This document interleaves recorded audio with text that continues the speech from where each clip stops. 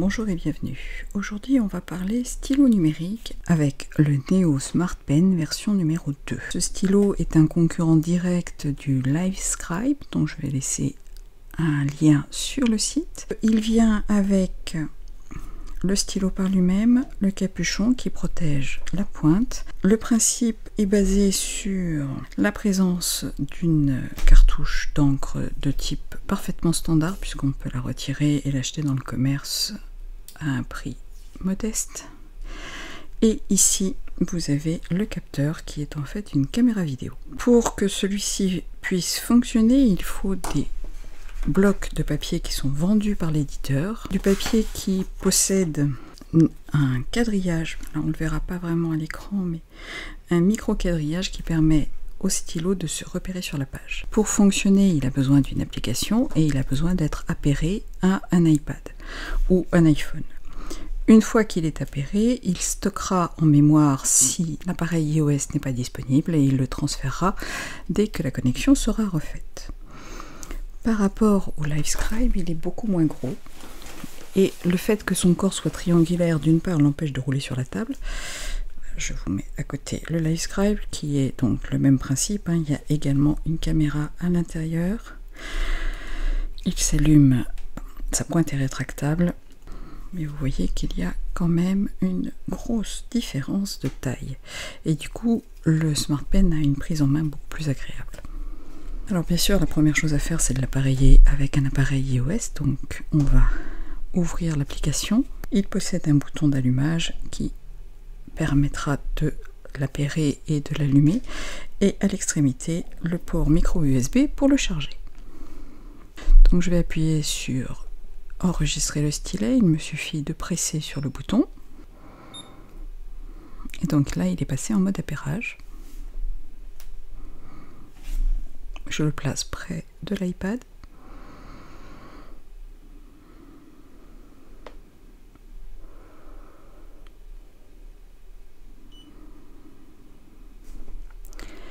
Et le processus est fini. Pour protéger le contenu de la mémoire et éviter que l'appareil, que quelqu'un trouve le stylo et l'appaire de nouveau avec une application, il est possible de mettre un mot de passe. Donc là, je ne vais pas le mettre. Et je mets OK. Alors, il existe différentes fonctions supplémentaires de l'application, puisqu'elle est mise à jour régulièrement. Pour l'instant, on va rester comme ça. J'ai écrit tout à l'heure, alors que j'avais désactivé tout appairage avec le stylo, j'ai mis un point sur la page 48 du carnet et il a repéré. Donc le principe est le suivant. J'écris, je peux écrire en étant connecté à l'iPad. Donc on voit apparaître au fur et à mesure que j'écris ou que je trace quoi que ce soit des dessins, des schémas, ce que vous voulez, on les voit apparaître directement sur l'iPad ou sur l'appareil iOS qui est connecté. Si je change de page et que j'écris ici, vous voyez qu'il a changé lui-même de page et il va m'afficher les différentes pages ici. Donc si je vais comme ça, voilà, j'ai écrit sur la page 44 et là j'ai écrit sur la page 48. Remarquez le petit zoom dans le coin de l'écran, et si j'écris, si je me mets à écrire sur une autre page alors que je ne suis pas en mode visualisation de page, je vois ici mon tracé apparaître. Il me suffit de cliquer dessus pour arriver sur la page en question. On va revenir dans un instant sur le mode connecté. Imaginons que je quitte l'application. Le stylet est donc totalement déconnecté. Et si j'écris, il passe en mode mémorisation et donc mémorisation à l'intérieur du stylo. J'ai une autonomie logiquement d'une centaine de pages et le stylet peut fonctionner de nombreuses heures sur sa batterie. Une fois que je vais rouvrir mon application, vous voyez apparaître ici la connexion au stylet, la transfert des données et je vois apparaître mon texte qui a donc été mis à jour sur la page numéro 44. Sauf erreur de ma part. Donc en fait, vous pouvez parfaitement prendre des notes de façon complètement déconnectée et charger ensuite vos notes une fois rentré à la maison ou une fois que vous pouvez ouvrir l'application. Donc, ce qui fait que c'est parfaitement compatible, par exemple, avec la prise de notes lorsque l'on est au collège ou au lycée et qu'on ne souhaite pas sortir son appareil iOS. En mode déconnecté, tout va être stocké dans l'appareil et il suffira de l'éteindre pour que le stylet soit de nouveau en pause et donc tout est stocké. Là, vous l'avez dans votre poche de veste et il n'y a pas de problème. Pour le remettre en route, il suffit d'un petit coup sur le bouton et c'est reparti, il recommence à enregistrer. Là, il est, vous voyez, déconnecté de l'application. Si je veux reconnecter manuellement, j'appuie sur l'icône et la connexion va se faire et il va de nouveau charger tous les éléments qui sont en mémoire. Il vide la mémoire au fur et à mesure, ce qui fait qu'il n'y aura pas de doublon, il n'y aura pas de duplicata. On trouve différents types de carnets, des carnets qui sont lignés, des carnets qui sont blancs. Mais si on regarde de très près, on voit le micro-quadrillage. Donc là, par exemple, pour utiliser pour faire des dessins. Il existe aussi des blocs-notes, des porte-documents et ainsi de suite. Les prix sont relativement corrects.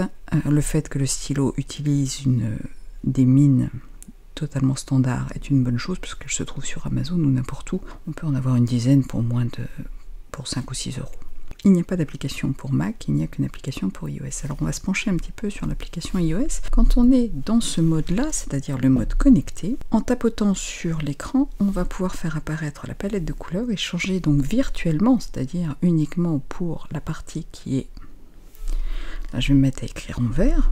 Donc là, si j'écris, ça sera en vert sur l'application, mais ça ne sera bien sûr pas en vert sur le cahier, ce n'est pas magique. Je peux changer également la taille. En appuyant plusieurs fois, je vais passer plus ou moins fin. Et donc là, je vais écrire en bleu, de nouveau. Et je peux, comme ça, passer d'une couleur à l'autre. Le stylet va garder en mémoire la dernière couleur utilisée. Donc si vous l'éteignez et que vous le rallumez, dans l'application, ça continuera avec la couleur donnée. Il n'est pas possible de changer secondairement la couleur dans l'application. Si vous souhaitez mettre des couleurs différentes, il faut le faire en live. Comme on peut avoir plusieurs documents, on peut également avoir plusieurs carnets. Donc si je vais chercher le deuxième carnet et que j'écris sur la page, ici, vous voyez qu'il écrit d'ailleurs en rouge, puisqu'il a gardé la mémorisation. Et si je vais me rendre, vous le voyez à l'image, ce carnet a déjà été utilisé puisqu'il s'agit d'un modèle de démonstration proposé par l'éditeur. Les inscriptions qui ont été faites auparavant ne seront pas retranscrites, uniquement ce que je fais à l'heure actuelle. Et je peux même écrire par-dessus ce qui a déjà été noté. Si je me rends de nouveau dans l'application, je vais désormais avoir à la fois un carnet de notes ligné et un carnet de notes blanc. Je peux sélectionner ce carnet, je peux l'effacer, l'enlever directement, le bloquer pour que plus aucune inscription ne soit ajoutée, ou le partager. Et pour le partager, je peux partager toutes les pages en PDF ou obtenir le système de partage habituel de l'application. Dans les settings, on a l'information du stylo avec son nom, son mot de passe et le fait de le désenregistrer si on veut le lier à un autre appareil. Vous avez ici le statut de la batterie, le statut de la mémoire, le firmware pour la mise à jour si besoin, le mode d'auto-extinction, donc il se mettra en mode off au bout d'un temps plus ou moins élevé, donc là par exemple on va mettre plutôt 20 minutes. On peut désactiver les sons à l'allumage et à l'extinction. On peut ou non garder la mémorisation de la couleur, par exemple là je vais l'enlever pour qu'il repasse en noir quand je change de cahier. Et vous avez la calibration de la pression, donc il gère la pression sur 5 niveaux. Ça c'est pour les réglages du stylet lui-même. Vous avez ici le numéro de l'application. Vous pouvez configurer un email pour qu'il envoie automatiquement un email. Lorsque vous cochez la petite case, là vous avez une case email en haut de la page. L'option envoi par email est disponible au sein de l'application, mais si vous n'êtes pas en mode, si vous êtes en mode connecté mais que vous voulez aller très vite et envoyer un email systématique de la feuille qui vient d'être saisie, il vous suffit de cocher ici et il va directement envoyer la feuille en format PDF à l'adresse que vous avez déterminée ou non. De toute façon, vous avez toujours la possibilité de la modifier. L'application contient également un mode de transcription, donc là en l'occurrence il a l'anglais mais je vais lui mettre le français. De vous à moi, la transcription est nettement moins bonne que le Livescribe et que les applications dont on a l'habitude sur iPad de transcription, mais bon, toutes les mises à jour améliorent progressivement le tout. On a une option pour synchroniser avec Evernote de façon automatique et pour utiliser Google Drive à titre de sauvegarde et de synchronisation entre appareils. Vous pouvez manuellement demander à transférer les données, si tant est que j'ai oublié de vous montrer que quand il est connecté, il a son indicateur lumineux est rouge. Si je prends différentes notes appartenant par exemple à différentes matières sur le même carnet,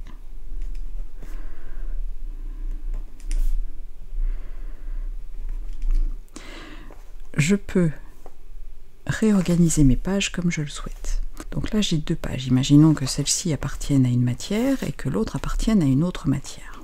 Dans ces cas-là, je vais maintenir la sélection et demander à copier ce carnet vers un autre. Alors pour cela, il faut d'abord que j'ai créé des carnets virtuels. Pour créer un nouveau carnet virtuel, si je vais sur le i, je peux changer sa couverture.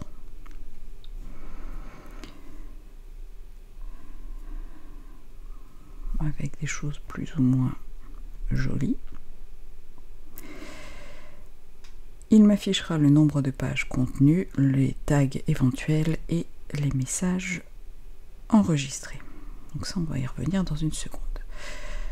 Une fois que j'ai créé mon carnet, pour transférer une page vers une autre, donc j'étais par exemple ici, je vais transférer cette page, je maintiens, je demande à la copier. Il me propose par défaut le carnet ici, je vais la copier. Attention, les pages ne se mettront pas à jour, donc si on copie une page et qu'on la modifie secondairement, la modification sera dans le carnet physique et il faudra de nouveau réaliser un copier-coller vers le carnet virtuel pour le retrouver. Si je vais maintenant ici, j'ai donc bien une seule et unique page. Imaginons que ceci soit le carnet de dessin. Et donc voilà, j'ai modifié mon carnet et je vais pouvoir avoir comme ça des pages issues de différents carnets physiques. Je vais envoyer celle-ci, je vais la copier, je l'envoie également dans le carnet de dessin, je dis copier et je reviens en arrière. Dans mon carnet de dessin, j'ai désormais deux pages issues de deux carnets différents. Outre l'organisation en carnet, on a la possibilité d'ajouter des tags qui vont apparaître ensuite. Bon là par exemple, on va mettre hop, un tag, j'ajoute, et j'ai le tag qui apparaît ici. Si j'avais une grande ligne de tags, je la verrais, je verrais tous les tags et je peux les modifier à volonté. Je peux également, vous l'avez vu, je peux également les supprimer puisque j'ai bouton Edit. Bizarrement, les tags ne sont pas pour l'instant auto-complétés. L'éditeur m'a dit que ça devrait arriver. Une fois que j'ai commencé à ajouter des tags, je les vois ici et j'ai la possibilité de faire une recherche. Donc si par exemple j'applique sur un autre élément le tag en question, par exemple ici, je vais rajouter un tag. Vous voyez là, il n'y a pas d'autocomplétion. Je suis obligée de le retaper en entier. J'ai donc ajouté mon tag. Si je reviens maintenant ici, et que je sélectionne carré, je vais avoir la liste des pages qui comprennent le tag. Donc ça peut être un bon moyen d'organiser en utilisant les tags et sans refaire de carnet virtuel. On va se pencher sur Evernote. Donc là je vais configurer la synchronisation. Ouvrir Evernote. Je vais donc autoriser. À partir de là, la synchronisation va se faire de façon manuelle ou automatique. Et si je vais dans Evernote, je vois apparaître la page 44, la page 48. Par défaut, la page apparaît telle qu'elle a été remplie avec le fond. On peut désactiver ceci. Là, j'ai la page 48 qui apparaît également. Voilà. Si je retourne sur ma page 48,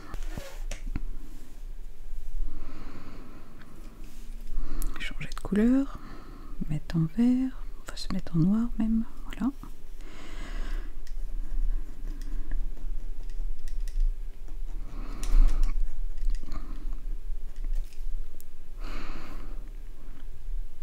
La synchronisation Evernote va se faire.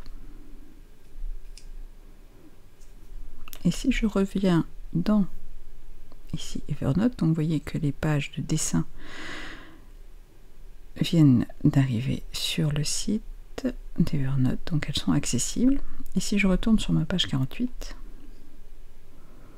elle s'est mise à jour, c'est-à-dire que vous n'allez pas avoir autant de copies que de nouvelles écritures. Chaque chose que vous allez ajouter à la page se synchronise avec Evernote et votre page est intégrale. Donc vous avez ici un bon système de synchronisation et de sauvegarde.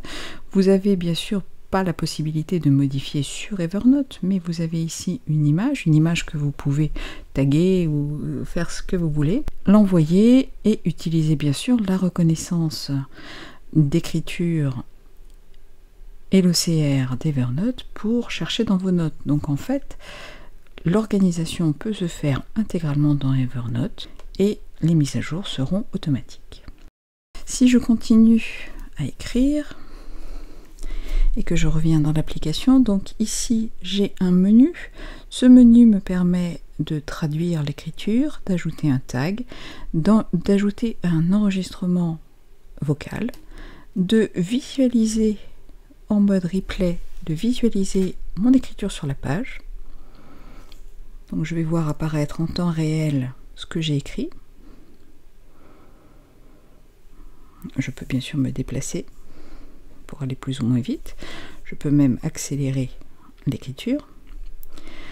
Et je peux également utiliser le mode de partage. Le mode de partage me permet d'envoyer une image au format PNG ou JPEG, d'envoyer un PDF, d'envoyer uniquement le texte traduit de la page, de créer une image en format SVG qui va pouvoir être ouverte par les logiciels de type Illustrator, mais aussi Acorn, et toujours more options, les options supplémentaires qui permettent d'envoyer l'image ailleurs. Je vous ai dit qu'on pouvait ou pas choisir d'envoyer le fond, ça se fait dans les options de partage. Option de partage, soit j'envoie le format original, soit j'envoie le format sur page blanche, c'est-à-dire qu'on ne verra plus les lignes des cahiers lignés et ainsi de suite, soit je peux carrément envoyer l'image sur un fond transparent, ce qui me permettra de le mettre sur n'importe quoi par la suite. Je vous ai dit qu'il est possible d'enregistrer du son, donc si j'ajoute ici et que j'écris, vous voyez apparaître des modulations, donc des modulations au fur et à mesure que j'écris l'enregistrement vocal est continu. Et non seulement continu, mais il est surtout synchronisé avec l'écriture. Si j'arrête l'enregistrement, je dis OK. Et que je reviens dans mon mode replay, vous voyez que j'ai un replay pour l'écriture et un replay pour la voix. La voix est signifiée ici, la partie grisée est celle qui n'a pas d'enregistrement vocal, la partie en noir visible est celle qui a un enregistrement. Et si je fais le replay, je vais voir apparaître en temps réel mon écriture avec le son, donc là évidemment le son je l'ai baissé.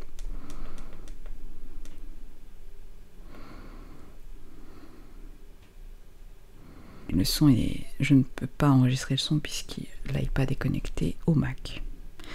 Et donc vous avez ici la visualisation. Imaginons que ce soit un cours ou une conférence, vous verrez apparaître. Vous pouvez revenir directement dans un endroit de l'enregistrement. Si par exemple il y a un schéma ou ce genre de choses, vous allez cliquer pour revenir à l'endroit où vous étiez et la barre de son, on voit bien la barre de l'enregistrement qui change pour revenir à l'endroit où on était.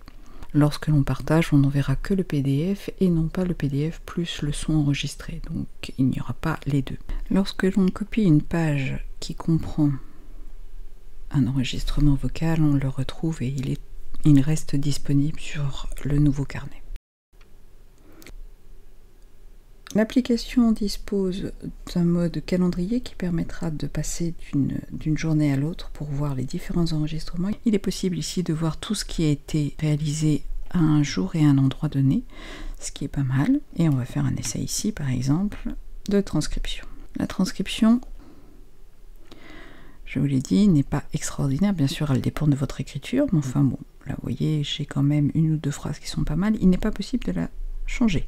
On peut la copier, on peut rajouter, on peut en faire un tag par exemple. Là, je vais sélectionner juste ce mot, je vais créer un tag.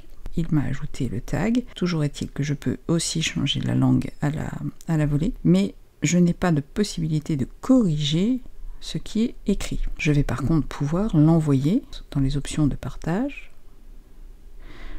J'ai possibilité d'envoyer le texte qui a été reconnu. Et donc maintenant, si je vais sur la recherche et que je tape, alors c'était continu, que je recherche, je retrouve ma page parce que ce mot a été transcrit. Je pense que si j'écris partage, je dois pouvoir le retrouver aussi. Voilà, puisqu'il avait transcrit. On va juste se pencher sur la nouvelle fonction qui permet, alors il faut aller dans les réglages, qui permet d'utiliser Google Drive comme mode de transfert et de sauvegarde. Donc bien sûr il faut que je m'authentifie. J'ai la possibilité également de le mettre en Wi-Fi uniquement pour éviter la consommation des data. À partir de là, j'ai Google Drive qui apparaît. Il n'y a pas de synchronisation automatique. Il n'y a qu'une synchronisation volontaire. Je choisis les carnets et je les envoie. Je vais par exemple envoyer le carnet dessin. Donc je l'envoie. Le carnet va être envoyé avec les enregistrements vocaux. Et ce moyen-là va me permettre par exemple de synchroniser entre deux appareils différents iOS. Il faut bien comprendre que ça ne sera pas du temps réel. Il faudra à chaque fois réaliser la mise à jour. Donc là j'ai mon carnet qui est ici. Donc ça c'est ma copie qui est sur le Google Drive. On va envoyer celui-là par exemple. Je le sélectionne, je l'envoie. Le processus devrait être amélioré avec le temps, mais pour l'instant c'est le seul moyen que l'on a de transférer d'un appareil à l'autre. J'aurais tendance à dire qu'il vaut mieux utiliser le stylo avec un seul et unique appareil et utiliser Google Drive comme mode de sauvegarde intégrale, notamment pour les notes audio. J'ai envoyé, j'ai une copie. Je reviens. Mon stylo est connecté. Je prends des notes. J'ai donc ici sur mon iPad des notes qui n'existent pas sur Google Drive. J'ai sur Google Drive une copie qui comprend 3 pages et 2 enregistrements vocaux. Sur mon iPad, 4 pages et 2 enregistrements vocaux. Je peux, si je sélectionne ceci et que je l'envoie, je vais créer une copie et non pas une mise à jour. Donc c'est pas mal pour conserver par exemple un état des lieux dans le temps, mais ça ne synchronise pas et ça va donc prendre de la place. C'est une copie intégrale du carnet qui est réalisé. J'ai donc j'ai deux carnets différents, un qui a 4 pages, l'autre qui a 3 pages. Celui-là je vais le supprimer. Si je veux réaliser une mise à jour, je dois sélectionner sur l'iPad, sélectionner sur Google Drive et demander donc soit, vous voyez, à écraser, donc je peux revenir en arrière à partir d'une sauvegarde de Google Drive, ou bien je peux écraser la copie sur Google Drive et la mettre à jour. Donc c'est ce que je vais faire. Et donc là, il va juste envoyer la page supplémentaire. Alors plus le carnet va être gros, plus ça va être long. Donc le système n'est quand même pas aussi efficace qu'Evernote et il n'y a pas non plus de synchronisation avec OneNote, contrairement au Livescribe. Voilà, donc j'ai maintenant copie des deux qui est identique. Dans les options de partage, on a dit qu'il y avait également une option particulière qui est le SVG. Mon format SVG, il va me proposer de l'ouvrir avec iDraw. Je peux donc sélectionner morceau par morceau, je pourrais modifier mon schéma puisque tout a été transformé en SVG. Donc vous voyez que par exemple là, le carré, bon, le plus dur c'est de faire la sélection correctement. Je peux le tourner, je peux le modifier, je peux l'agrandir, l'effacer et accéder à tous les points qui composent le dessin ou la note. Voilà qui conclut ma présentation du Neo Smart Pen. Il est vendu actuellement uniquement pour l'Europe sur un site anglais dont je vais laisser le lien. Le prix est un petit peu inférieur à 200 €, ce qui le remet à peu près dans la même gamme de prix que le LiveScribe. Les possibilités logicielles sont intéressantes. Bien sûr, le LiveScribe a quelques points supérieurs, mais l'éditeur semble fermement décidé à rattraper l'espace qui les sépare. Pour ma part, je vous retrouve bientôt pour un nouveau tuto. Bye bye!